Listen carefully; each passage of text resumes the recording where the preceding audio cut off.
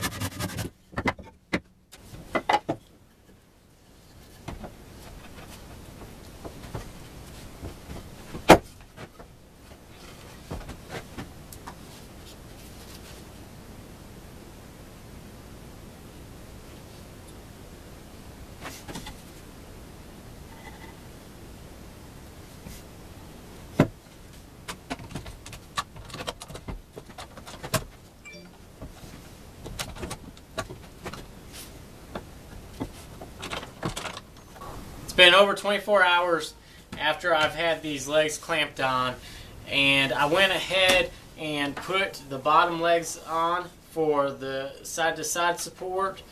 These were 17 inches wide, and I just glued them and screwed them right onto the base of the legs, and it helps tremendously with the side-to-side movement. And on the edges over here, if you had a regular 2x4, this would be a straight edge, and it would kind of, every time you hit it with your knee or something, it would hurt.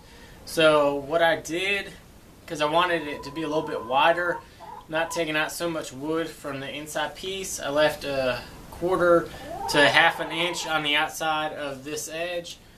So how I've been doing it now is just by taking a hand plane and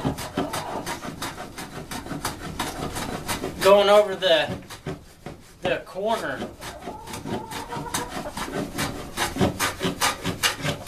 And you have to be careful because you're working with end grain. So if I went all the way across, it would actually tear the piece just like this happened. I got a little bit too carried away and knocked that edge off. So to do that, I'll just turn my hand plane around.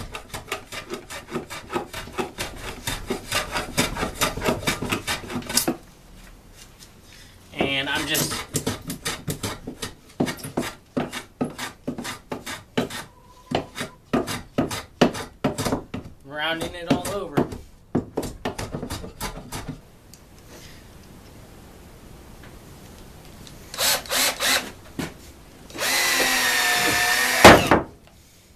To make sure that the leg never really comes apart, I'm just using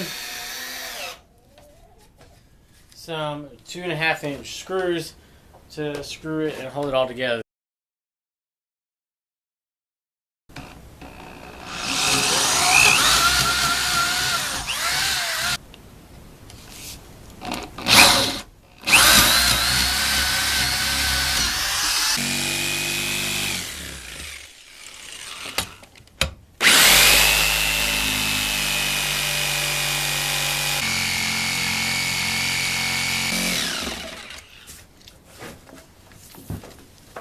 Now that the holes are cut in the bench, I've went ahead and cut two 2x4s, the same exact height as my workbench, which is going to be 30 3/4 inches tall. And I'm installing 2 boards, one on this side, and then I got this one right here that I'll go ahead and put on this other side.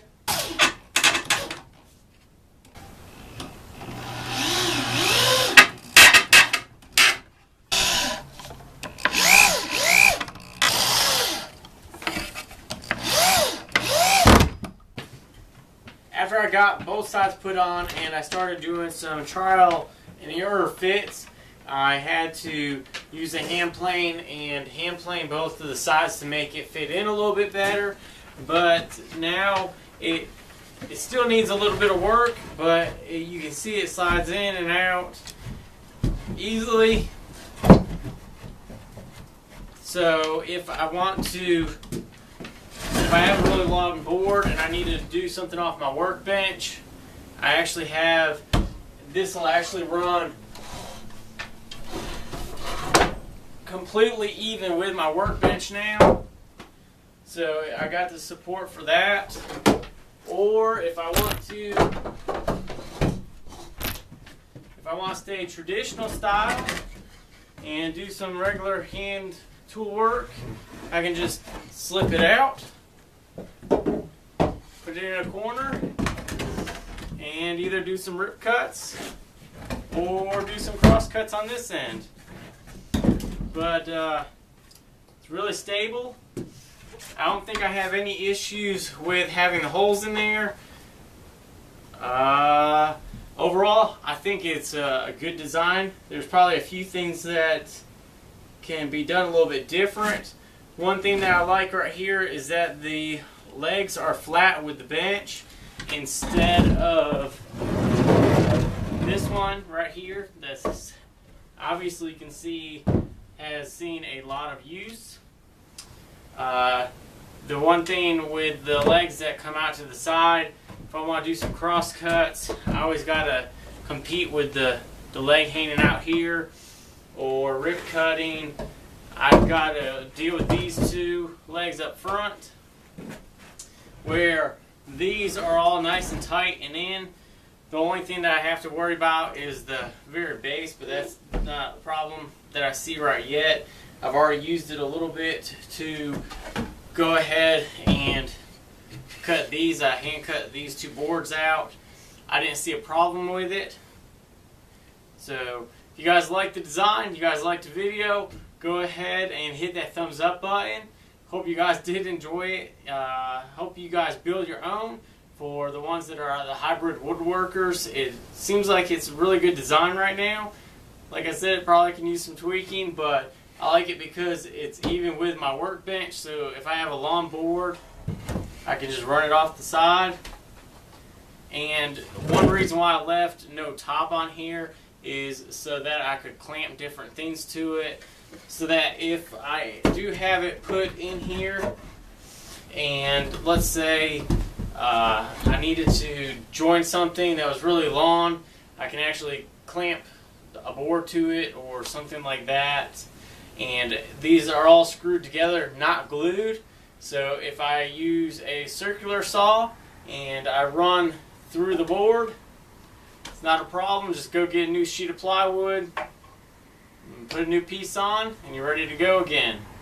And it does double duty, and it's really thin, so this piece can go ahead and store somewhere. So go build your own. Make sure you subscribe to my channel, and we'll see you guys on the next video.